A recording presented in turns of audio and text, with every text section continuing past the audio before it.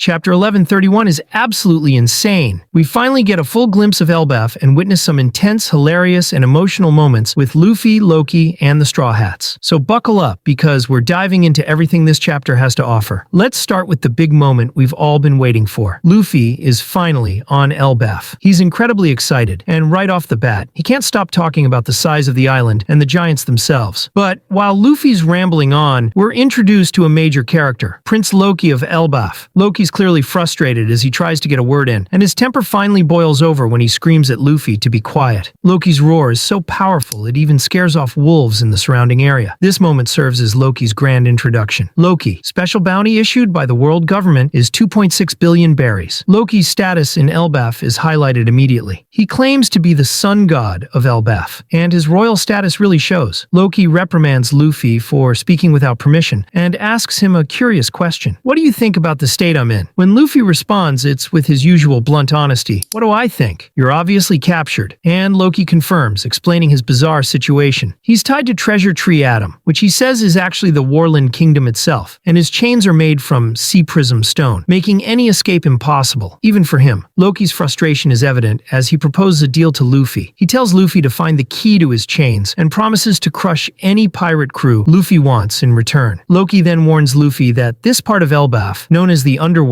is a prison and execution ground for criminals, and is crawling with dangerous beasts. In one of the most exciting double-page spreads of the chapter, we see massive beasts emerge from the forest. These aren't just any animals. They resemble the monstrous animals Luffy once trained with on Rusukaina Island. There's a polar bear, a gorilla, a wolf, a snake, and even a mammoth. But Luffy, in his usual confident manner, stands calm and collected as the beasts approach him. He even says, "This feeling takes me back." As a further warning, Loki threatens Luffy, saying that if he dares disobey him, these beasts won't hold back. And right after that, Luffy unleashes his powerful haki, subduing the beasts in a single panel. Luffy's haki shocks Loki and his subordinates, who are in awe of his power. It's so strong that it even reminds Loki's men of red-haired Shanks, who once visited Elbaf. This mention of Shanks grabs Luffy's attention immediately. Luffy asks if Shanks is still in Elbaf, but Loki slyly avoids the question. Loki teases Luffy by calling Shanks a chicken pirate. Luffy's reaction is explosive. He enters Gear 4th and nearly punches Loki, who narrowly dodges. Meanwhile, the rest of the Straw Hat crew is on their own adventure. They're moving toward the Elbaf village,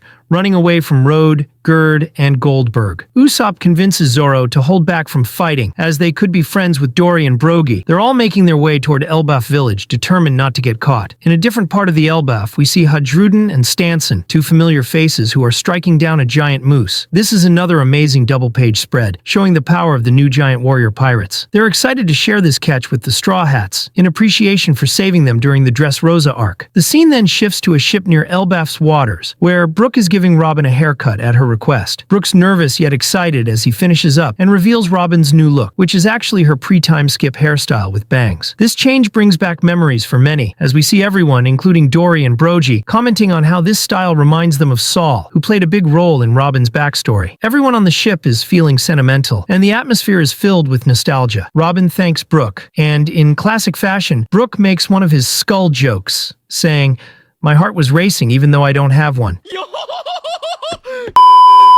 The ship finally arrives at Elbaf Island, and the Straw Hat crew gets their first look at the colossal island. They're all in awe of the size, and the giants prepare for a celebratory toast upon landing. Finally, the chapter ends on an intense cliffhanger. Somewhere on Elbaf, we hear a mysterious voice shouting, "Saul Sensei has fallen down. He's not moving at all." This brings even more mystery and excitement as we wonder about Saul's current state and the implications of his presence in this arc. And that wraps up this incredible chapter. The Elbaf arc is shaping up to be one of the most epic arcs in One Piece yet, with giants, beasts, and mysterious alliances. The interactions between Luffy, Loki, and the Straw Hat crew show us that we're in for an adventure filled with power struggles, heartfelt moments, and more mysteries to uncover. Let me know your thoughts. Do you think Luffy will take Loki's deal, or will he find a way to free him without conditions? And what do you think about the reappearance of Saul? Make sure to comment below. And if you enjoyed the video, don't forget to like, subscribe, and hit the notification bell so you don't miss our next breakdown.